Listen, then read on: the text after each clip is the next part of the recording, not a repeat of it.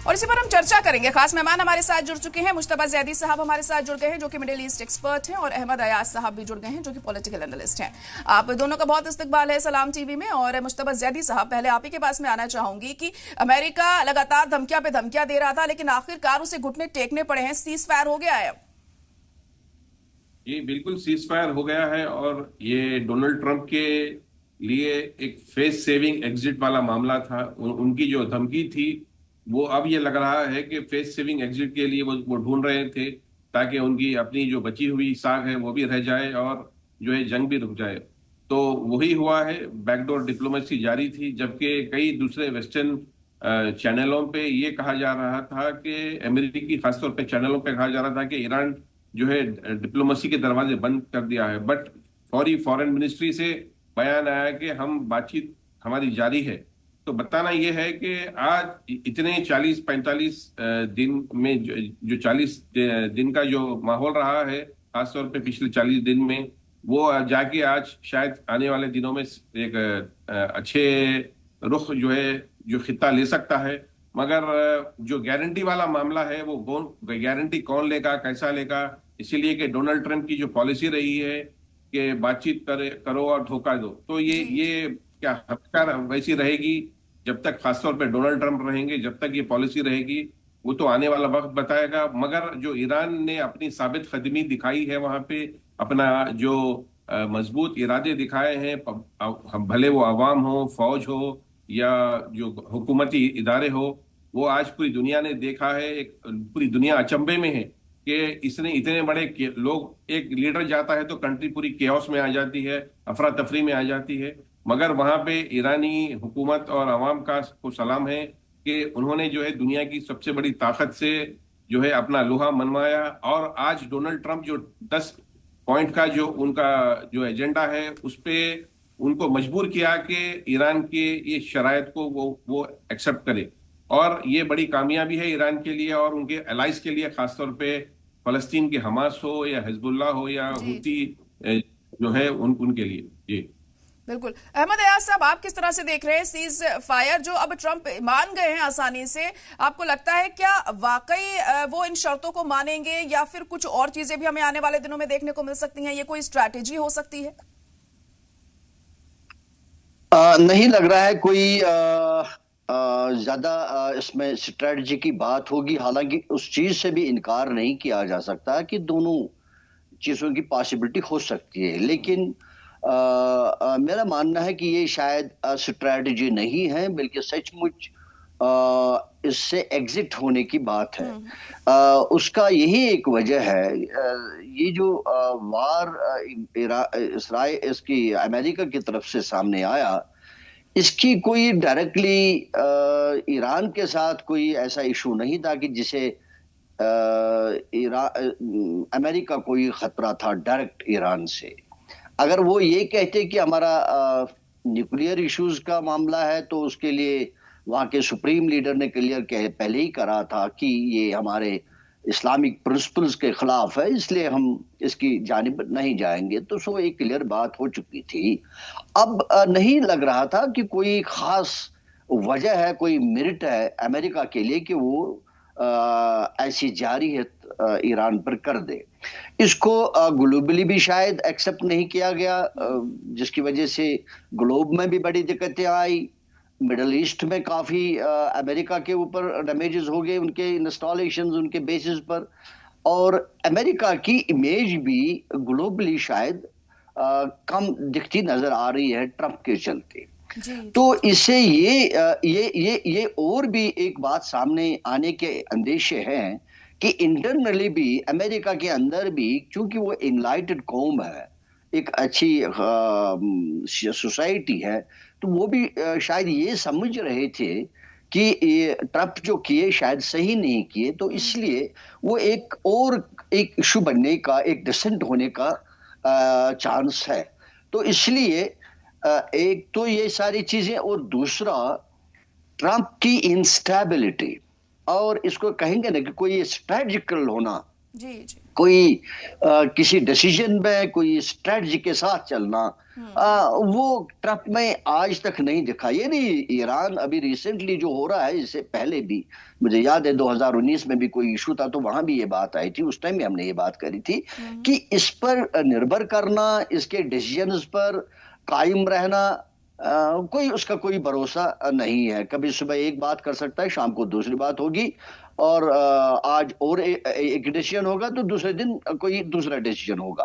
तो इसलिए वो भी एक और फैक्टर है जिसकी वजह से हम इसके ऊपर ज्यादा कुछ निर्भर नहीं कर सकते कि ट्रंप किस डायरेक्शन में जा रहा है। लेकिन जी जी। एक चीज तय है कि ये इस मामले में काफी बुरी तरह से फंस गया, और शायद उन्होंने ये नहीं अंदाजा लगाया था कि जो रिटेलिएशन, जो ताकत से रिटेलिएशन, जो मजबूती से ईरान की तरफ से रिटेलिएशन आई, तो शायद उसका अंदाजा नहीं था। अब वो अपने बलबूते पर ईरान ने किया, अज़म तो है ही उनके पास, जी जी। ड्रोन्स तो है ही जो उन्होंने दिखाया, और उनके पास जो जो बिल्कुल, देखिए मिसाइल्स हैं अमेरिका ने ऐसा नहीं उनको तो सोचा होगा दिखाया। कि ऐसा रिटेलिएशन देखने को मिलेगा ईरान की तरफ से, और ईरान जरा भी थका नहीं, झुका नहीं, वो अपनी बात पर अड़ा रहा और आखिरकार अपनी बात मनवा कर रहा। मुस्तफा जैदी जी, तो कहीं ना कहीं ट्रंप पर एक दबाव भी था यहाँ, क्योंकि उनकी मुल्क की आवाम भी उनके खिलाफ थी, यूरोपियन कंट्रीज भी उनका साथ नहीं देती हुई दिखाई दे रही थी। ये भी एक बड़ी वजह इसके पीछे हो सकती है। भले ही वो कितनी धमकियां दे लें, कितनी ही बयानबाजी कर लें, लेकिन जो सच्चाई है वो तो उन्हें पता ही है। बिल्कुल, ये देखिए वहां पे खुद उनका जो मिलिट्री पिछले 3 दिन पहले जो हुआ कि वहां के 8 नए जो सीनियर ऑफिशियल्स है मिलिट्री के, डिफेंस सेक्रेटरी है, उसमें जो है उनको हटा दिया गया, और खुद उनके एडमिनिस्ट्रेशन में कई ऑफिशियल्स ने इस्तीफा दे दिया। तो ये खुद एक अंदर जो है खुद एक केओस चल रहा था, एक जो है अफरा तफरी, गहमा गहमी चल रही थी उनकी खुद एडमिनिस्ट्रेशन में। और रही बात अवाम की, जो कि उन्होंने जो मेगा वाला जो नारा लगाया, मेक अमेरिका ग्रेट अगेन, जी जी। और जंग से जो है अपने बेजारी का ऐलान किया था कि हम जंग नहीं करेंगे। तो ये क्योंकि बीबी नेतन्याहू से एक दोस्ती है, या उनके भी जो एप्स्टीन वाला जो मामला है फाइल्स में, उनकी भी क्या बातें दबी हुई है जो इजराइल ब्लैकमेल कर रहा था। बहरहाल वो झांसे में आ गए थे, और इसमें 40 दिन तक वो, जो कि उनका जो कैलकुलेशन था कि भले 2 या 3 दिन का, उससे ज्यादा का ऑपरेशन नहीं रहेगा, मगर क्योंकि वो कैलकुलेशन एक झूठी इंटेलिजेंस रिपोर्ट्स पे था, और उन्होंने क्योंकि बाहर ढकल दिया अपने दामाद पे, कि दामाद हो या मार्को रूबियो जो फॉरेन मिनिस्टर है, उन्होंने कहा कि उनकी रिपोर्ट पे मैंने जो है जंग का ऐलान किया। तो ये एक अंदर जो पूरे गलत लोगों को साथ में रखने का एक नतीजा है। और अवाम को वहां पे, क्योंकि खुद अमेरिका $38 ट्रिलियन के कर्जे में है, प्लस दूसरे कई उनके मसले मसाइल है, अनएम्प्लॉयमेंट है वहां पे, बेरोजगारी है, इमिग्रेशन का मसला है, और कई सारे मसले हैं जो वो ज्यादा जो है वहां पे उसको देखने की जरूरत है। ना कि, क्योंकि अगर हम देखेंगे ये 40 दिन में 200 या 200 से ज्यादा बिलियन डॉलर का नुकसान हुआ है खुद अमेरिकी गवर्नमेंट का। तो ये खाली हथियार का हुआ है, मगर जो 5 ट्रिलियन का जो इकोनॉमी में उनके पास जो पैसा चला गया, वो उसको छोड़कर, तो ये खुद एक बड़ा मिसकैलकुलेशन था, और ये झूठे 7 लोगों को रखने का नतीजा है जो पूरी दुनिया को भुगतना पड़ा। भले हिंदुस्तान हो या पूरी दुनिया के हर इंसान हो, उनको भुगतना पड़ा परेशानियों के सबब में, गैस के सबब में, आने वाले हाई इन्फ्लेशन। अभी जो ये जंग अगर वाकई 2 हफ्ते के बाद पूरी परमानेंटली क्लोज होती है, तो it's going to be a high inflation, महंगाई हर मुल्क में आने वाली है, तय बात है।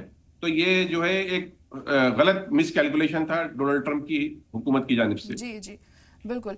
अहमद अयाज जी, भले ही सीज फायर हो गया हो, लेकिन अब ईरान को लगता है आपको रिलैक्स होकर बैठना चाहिए इन 2 हफ्ते, क्योंकि ट्रंप का फिलहाल कोई भरोसा नहीं है, जो उनका व्यक्तित्व रहा है, जिस तरह से वो पलटते रहे हैं अपनी चीजों से, तो ईरान को भी एक्टिव रहना पड़ेगा इन 2 हफ्तों के दौरान भी। एक्टिव ही नहीं, बल्कि देखिए ईरान की जो रिएक्शन रही, जो रिटेलिएशन रही, जो स्ट्रेटजी रही, उसे ये अंदाजा लगाया जा सकता है कि उनको इसके बावजूद ये वार्निंग मिली कि कल तक शायद आपको मियामीट भी किया जाएगा, हार्मूज को भी खोला जाएगा। आपको अंदाजा इस चीज से लगना चाहिए कि ईरान उस चीज के लिए भी तैयार था। very clearly. They were ready to face all this situation. तो अब चूंकि वो हुआ नहीं, तो उन्होंने ये बिल्कुल अंदाजा लगाया होगा कि इस चीज पर जो बात कर रहे हैं कि कहीं ये एक स्ट्रेटजी तो नहीं होगी, वो उसको उसी अंदाजे से देखेंगे। वो उसको शायद ये पॉजिटिव डेवलपमेंट तो है, लेकिन वो शायद चूंकि they are in the war, अभी war has not ended, war has not permanently ended, तो अभी it's a matter of ceasefire कि कहीं भी शायद कुछ भी हो सकता है। Iran would be very prepared, rather they will prepare themselves between this period.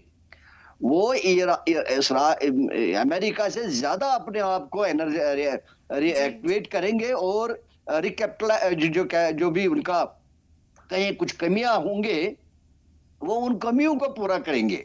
वो बिल्कुल इस चीज के लिए तैयार रहेंगे और स्ट्रेंथन करेंगे उन एरियाज को जिनको उन्होंने महसूस किया है कि हम ईरान को हल्के में बिल्कुल भी नहीं आंक सकते हैं, और ईरान ने पूरी तरीके से रिटेलिएट किया है, और आगे भी अगर अमेरिका किसी तरह की कोई दगाबाजी करने की कोशिश करेगा तो जवाब तैयार होगा। पीके सहगल भी इस वक्त हमारे साथ जुड़ चुके हैं, आपका भी बहुत इस्तकबाल है, डिफेंस एक्सपर्ट है पीके सहगल साहब।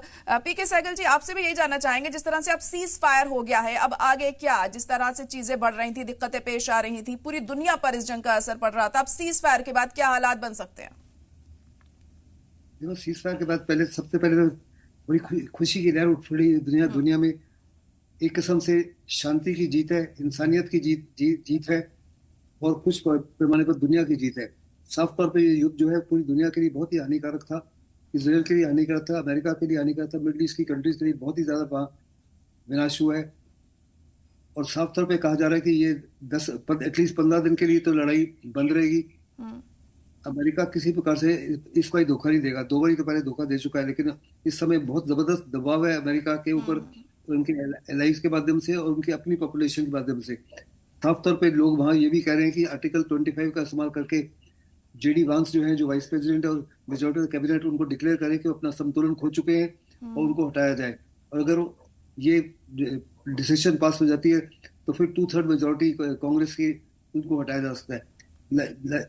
यानी दूसरी तरफ, और जहां तक ये 10 पॉइंट प्रपोजल है, अगर आपको याद होगा पहले अमेरिका ने 15 पॉइंट प्रपोजल रखा था, जिसको ईरान ने रद्द कर दिया था, कहा था ये मैक्सिमल पोजीशन है, ये एम्बिशियस है और स्टूपिड है, हम इसको एक्सेप्ट नहीं करेंगे। फिर ईरान ने 5 पॉइंट प्रपोजल रखा था, जिसको अमेरिका ने एक्सेप्ट नहीं किया था। अभी जो 10 पॉइंट प्रपोजल है उसको उन्होंने एक्सेप्ट नहीं किया, उसको कहा कि ये नेगोशिएशन के लिए अच्छी प्रपोजल है, इसके ऊपर हम बातचीत करेंगे, और उनकी जबरदस्त कोशिश होगी कि इस दौरान कोई परमानेंट पीस निकाली जा सके ईरान के साथ में, और मिडिल ईस्ट में भी कोई परमानेंट पीस लाई जा सके। लेकिन सबसे बड़ा इसमें रोल है इजराइल का।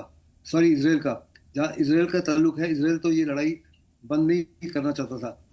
डोनाल्ड ट्रंप की अनाउंसमेंट जो सोशल पे हुई, उससे तकरीबन 1.5 घंटा पहले नेतन्याहू ने उनको फोन करके कहा कि किसी प्रकार से सीज फायर एक्सेप्ट नहीं करना।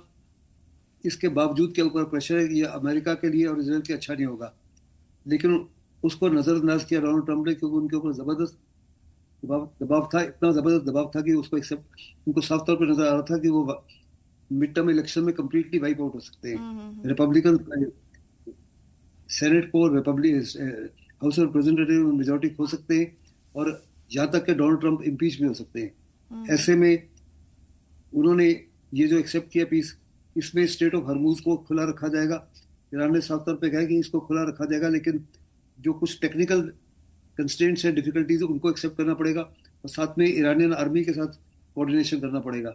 इस समय हजारों शिप्स वहां फंसे हुए हैं, जिनमें गैस है, ऑयल है, LNG है, CNG है, और वो वहां निकल के आ गए। लेकिन अगर वहां से हम समझते हैं कि दुनिया का दोबारा तेल बिल आएगा, वो काफी देर तक नहीं आएगा, क्योंकि जिस माफी का नुकसान हुआ है उसको रिपेयर करने में और रिस्टोर करने में कई महीनों से कई साल लग सकते हैं। लेकिन इनिशियल रिलीफ है, स्टॉक मार्केट्स में उछाल आ गया है, ऑयल प्राइसेस गिरनी शुरू हो गई हैं, जिससे पूरी दुनिया में एक किस्म से खुशी की लहर है। और साथ ही साथ जो बहुत बड़ा खतरा था कि बाबल मंडेब को बंद किया जा सकता है के माध्यम से, वो खतरा भी टल गया पूरे टाइम में। लेकिन ईरान ने साफ तौर पे कहा है कि उनकी फिंगर जो है, उंगली है, ट्रिगर के ऊपर है। अगर किसी प्रकार से कोई भी उल्लंघन किया गया इसराइल की तरफ से या अमेरिका की तरफ से, तो जवाबी कार्रवाई तुरंत होगी और बड़ी भयानक होगी। द वेरी फैक्ट कि ईरान जो है, जो दुनिया का सबसे बड़ा महाशक्ति है, सुपर पावर, उसके खिलाफ 40 दिन से लड़ता रहा, और दुनिया की सबसे ज्यादा बैटल प्रूवन और बैटल टेस्टेड फौज है इजरायली, उसके खिलाफ लड़ता रहा। एक किस्म से मनोवैज्ञानिक जीत ईरान की है, और ईरान के अंदर उसकी बड़ी सेलिब्रेशन हुई है। लेकिन मेरे मुताबिक ये वास्तव में जीत जो है इंसानियत की है, जीत जो है पीस की, बिल्कुल शांति की, और जीत जीत जो है दुनिया की है। क्योंकि इस युद्ध में चाहे आप शामिल थे या नहीं थे शामिल, अब सबको बड़ा नुकसान हो रहा था, और ये नुकसान जितनी लंबी जंग चले उतना ही जबरदस्त। साथ ही बिल्कुल साथ देखिए, बड़ा और कोई क्लियर, भी अमेरिका के साथ नहीं खड़ा था। आप देखिए तमाम मुल्क जो थे खुले तौर पर भले ही ना कहें, लेकिन वो ईरान के ही साथ थे और अमेरिका को ही गलत ठहराया जा रहा था जो भी अमेरिका की तरफ से इस दौरान करा गया है। और यही एक वजह रही जो इतना ज्यादा दबाव ट्रंप पर पड़ा है और सीज फायर के लिए राजी हुए। मुश्तबा जैदी साहब, जैसे कि अभी पीके सहगल जी ने ये बात कही कि इजराइल तैयार नहीं था सीज फायर के लिए और अमेरिका पर दबाव था, इसके चलते ये बड़ा फैसला लिया गया है। तो ऐसे में अमेरिका और इजराइल के रिश्तों पर भी असर देखने को मिलेगा हमें। कि जैसा कि कहावत है, बेगर हैज नो चॉइस, तो जो है फिलहाल इसराइल का मामला वैसा हो चुका है, इसीलिए कि बगैर अमरीकी मदद के वो कुछ भी नहीं है, वो जीरो है। इसीलिए कि हमास से गाजा पट्टी आजाद नहीं करवा सके हैं वो लोग, तो इतने कमजोर है वो। ग्राउंड रियलिटी उनकी ये है। मगर भले ही वो एरियल उनकी जो ताकतें हैं वो दुनिया में है उनकी, मगर जो रियलिटी है कि वो बिल्कुल कमजोर एक जो है अपना एक मौक़िफ़ है उनका, हर मामले में हो, सियासी मामले में। इसीलिए कि अगर हम इजराइल की तारीख भी देखेंगे, पिछले नेतन्याहू की 5 बार उन्होंने इस्तीफा देके अब प्राइम मिनिस्टर की कुर्सी पे है। तो बताना ये है कि अफरा तफरी वाला जो है वहां पे भी मामला है, वहां भी केओस है। इसीलिए कि और इनसे ज्यादा राइट विंगर्स है वहां पे, बेन-गवीर हो, स्मोट्रिच हो, या दूसरे और भी कई इनके डिपार्टमेंट के जो वहां पे जो अलाइज में जो हुकूमत चल रही है। तो खुद वो जो नेतन्याहू पे जो करप्शन का जो केसेस है वो इंटैक्ट है। और क्योंकि हाल ही में डोनाल्ड ट्रंप ने वहां के प्रेसिडेंट को कहा था कि ये नेतन्याहू के ऊपर से केसेस हटाएं, तो ये क्योंकि केस भी जो है वहां पे पेश जो जब भी किसी भी किस्म का कोर्ट की डेट आती है तो वो कहीं ना कहीं जंग इम्पोज करते हैं। तो ये एक बड़ा मिसकैलकुलेशन करे हैं इजराइल भी, और जो है नाकारा साबित हुए हैं। और उनको बिल्कुल, भी और इजराइल को भी देखिए यहाँ पर मुंह की ही खानी पड़ी है जिस तरह से ये सीज फायर हुआ है, क्योंकि इजराइल के दबाव के चलते ही ये जो जंग थी ये शुरू हुई थी, ऐसा ही माना जा रहा है। अहमद अयाज साहब, क्या लगता है आपको अब 2 हफ्ते के बाद क्या ये सीज फायर आगे बढ़ सकता है या क्या चीजें सामने आ सकती हैं, किस तरह से समझें? या अभी दोनों कंट्रीज ने, दोनों ममालिक ने जो जंग में है उन्होंने इस चीज को रियलाइज करा। हालांकि ईरान का जो हम देख रहे हैं वो चाहता था कि जंग को कंटिन्यू किया जाए, जो दिख रहा था कि उनको शायद उसी में फायदा लग रहा था। लेकिन ग्लोबली जो सिचुएशन पैदा होगी और अमेरिका के लिए भी सिचुएशन जो पैदा होगी internally as well as externally, तो अमेरिका किसी न किसी तरीके से चाहता था कि वो इससे बाहर आ जाए। अब चूंकि एक विंडो मिल गया है उनको किसी भी तरीके से, चाहे जो भी कहीं से मुदाखलत हुई या उनका अपना इंटरेस्ट था, व्हाटएवर, अभी उन्होंने सीज फायर का ऐलान कर दिया।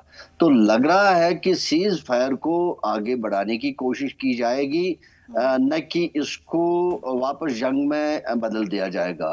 क्योंकि अभी शायद अमेरिका बिल्कुल रियलाइज कर चुका है टोटलिटी में कि ये जो हो रहा है सही नहीं हो रहा है या उनके लिए ठीक नहीं है।